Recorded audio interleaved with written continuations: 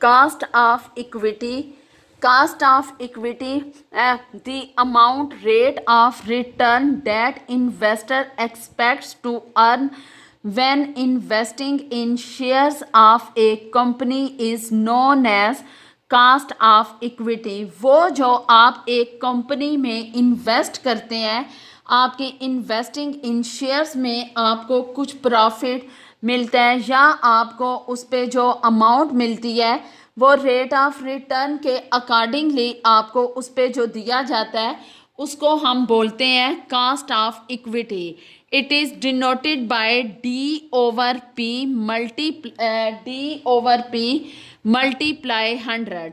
जहाँ हमने cast of equity निकालनी होगी वहाँ हम D/P मल्टीप्लाई 100 करेंगे। जहाँ हमने कास्ट ऑफ डेट निकालना होगा वहाँ I is equal to 1 - T करेंगे। इसी तरह cost of preference shares cost of preference shares the preference shares are entitled to the received dividend at a fixed rate in priority over the equity shares. It is denoted by KP is equal to D/P। Preference shares के भी आपने एक amount fix की होती है कि हमने हर साल डिविडेंड को 10% देना है। सबसे जिसकी लोअर कास्ट होती है वो कास्ट ऑफ डेट की होती है। लाइक अगर आप इसको 15% दे रहे हैं तो मे बी आपको जो बैंक से लोन मिला है वो आपको 10% का मिला हो। फिर आप नॉर्मली जब हम कैपिटल स्ट्रक्चर्स बनाते हैं तो उसमें हम इक्विटी और डेट्स दो का पोर्शन रखते हैं। इक्विटी में आपने एनुअल रेट ऑफ रिटर्न देना होता है जो उनकी अर्निंग होती है उसके अकॉर्डिंगली। इसको हम प्रेफरेंस शेयर्स को हम डिविडेंड बोलते हैं, उसे हम बोलते हैं कास्ट ऑफ डेट। ये होते हैं डिविडेंड।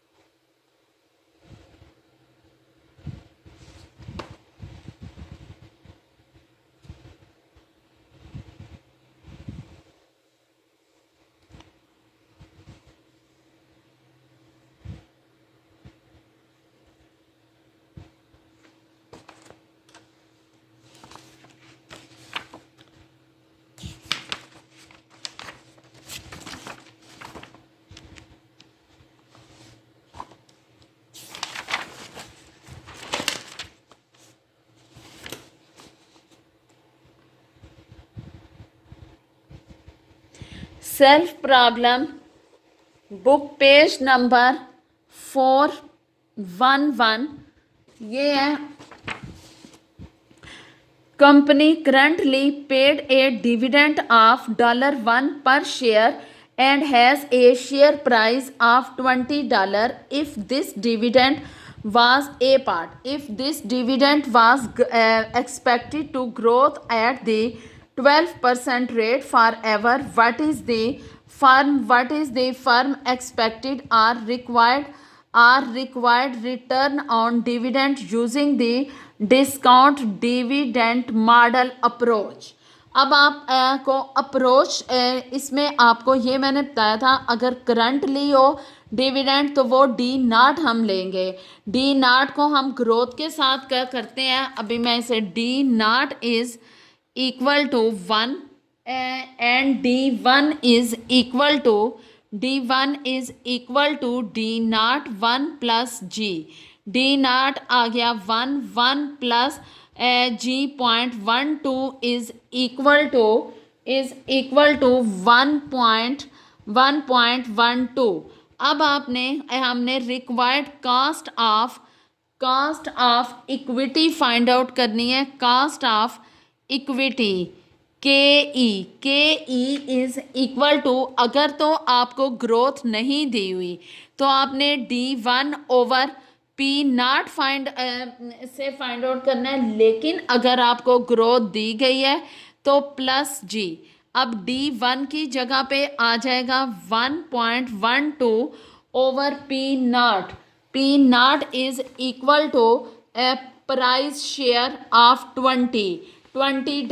अब पी नॉट की जगह पे आ गया 20 एंड जी की जगह 0.12 इज इक्वल टू 0.056 प्लस 0.12 इज इक्वल टू 0.176। ये आपकी इसकी इक्विटी आ गई। नेक्स्ट क्वेश्चन मेरा हाल है आप लोगों से इसका बी पार्ट खुद हो जाएगा, अगर नहीं होगा तो मैं आपको फिर नेक्स्ट क्लास में करवा दूंगी। आगे है using the capital cost pricing model. Capital cost pricing model कैपमा मॉडल मैंने आपको करवाया था ना, उसी से आपने रिक्वायर्ड रिटर्न ऑन इक्विटी आपने फाइंड आउट करनी है इस क्वेश्चन की। इसमें आपको बीटास की वैल्यू दी हुई है, रिस्क फ्री की दी हुई है, एक्सपेक्टेड की दी हुई है। ये मेरा ख्याल है कि आपसे ये क्वेश्चन भी हो जाएगा।